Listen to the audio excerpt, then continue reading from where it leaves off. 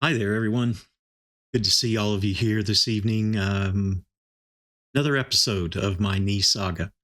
I had hoped this was going to be a limited series, to use the Netflix terminology or the streaming terminology of the day, and that by now, which is day 56 since my surgery, we're ending week 8 today, that I'd kind of be on the way to recovery, full recovery, and taking care of business kind of normal, and I'd be able to put these episodes behind me.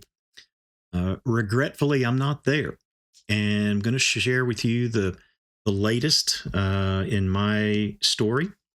And if you missed the previous episode of this series, 2 weeks ago, I went in for a checkup, my 6 week checkup. And the doc was not pleased with my progress. He was not satisfied with the amount of flexion and extension I was able to get. Frankly, I wasn't either. I think I may have mentioned in that video, I sort of felt like my knee had this roll of duct tape wrapped around it, and I could feel it getting more and more solid, which I believe was the scar tissue starting to mount up. The swelling in the knee was preventing me from moving as much as I thought I should move, and it was just not going where it needed to go. And so he said we need to do a knee manipulation, which is essentially a physical therapy session where he puts me to sleep. He massages my knee, he moves the knee around, he breaks up the scar tissue that has begun to develop since the operation, and basically restarts the process of the rehab. 1 week ago tomorrow, we went through the knee manipulation.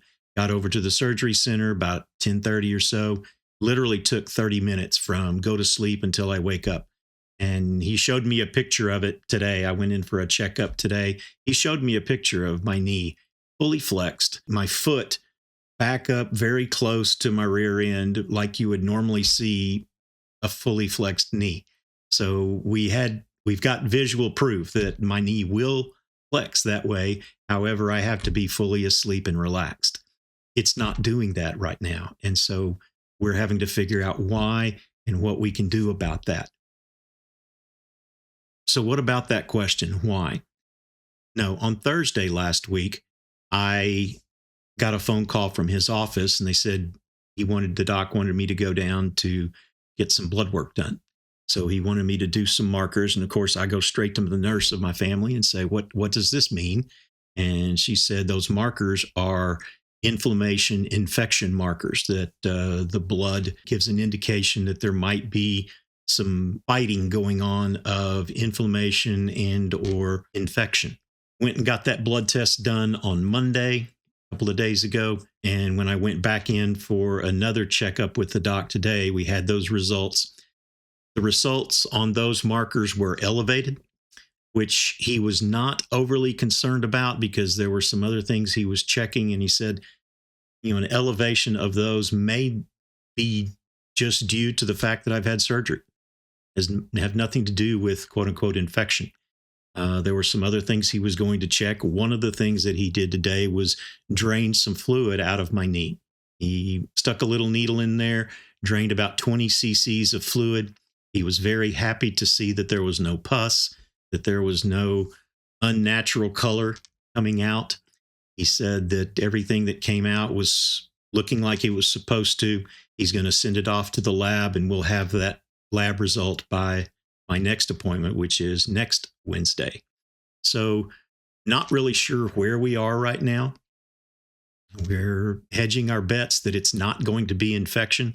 That's not a good thing to go down. If you've known people, or if you yourself have been through a surgery situation where infection sets in post-operation, that's never a good thing. And so we are steadfastly praying that that's not going to be a situation that involves me. Having said that, the rehab that I took, the physical therapy session that I went to after he drained my knee today, was as good as I've had. The guy working on me did a great job of massaging out a lot of the remaining fluid in my knee, and I was able to flex the knee more than I ever had. Did a lot of good walking, done a lot of good biking today. He put me through some extra activities designed to help me see where I was as far as taking steps, moving my foot up to the level and back down to a level. And so that was good to be able to do.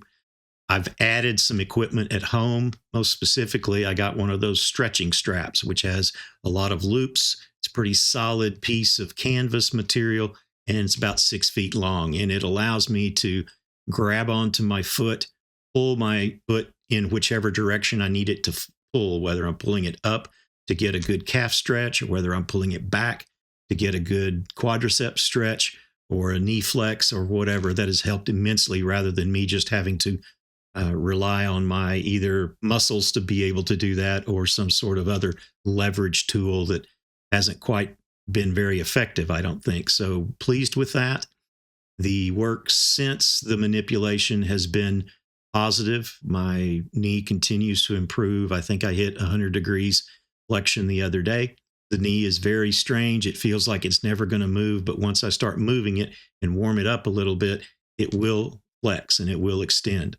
My level of extension has gotten to pretty close to zero. It's not there yet, but it's getting close. Essentially, what I'm coming to understand is that the musculature of my leg is preventing me from moving it the way it needs to move. Why is that happening? I can only hazard some guesses on that. First and foremost on my list is that I've been relatively inactive with that left leg for several years because I was protecting it unknowingly.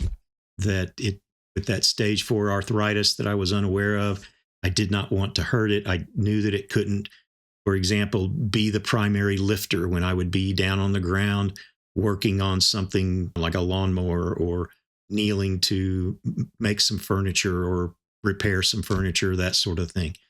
Consequently, the muscles have just gotten to a point where, okay, we don't have to stretch that far, so we're not going to.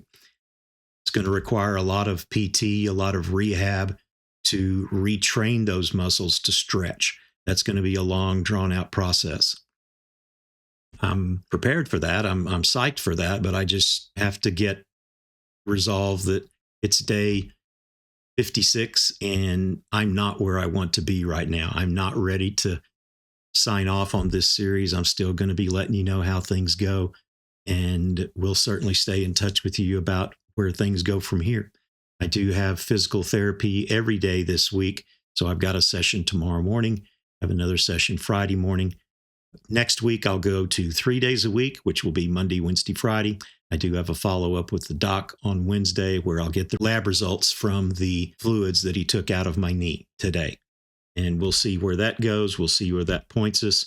And again, we're going to hope against hope, and that this is not some sort of indicator of any kind of infection, but it's just a longer road of rehab for me due to the pre-existing condition that I had in my knee. Nothing I can do about that, could have done about that.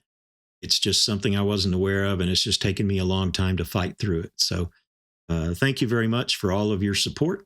We're going to continue to battle this, and I'll be in touch and communicating along the way until we do get to the day when it's not that big a deal and I can sign these off and say, hey, we're done, and certainly fill you in when we see you in person. So thanks a lot for continuing to follow, and we'll catch you next time. Bye-bye.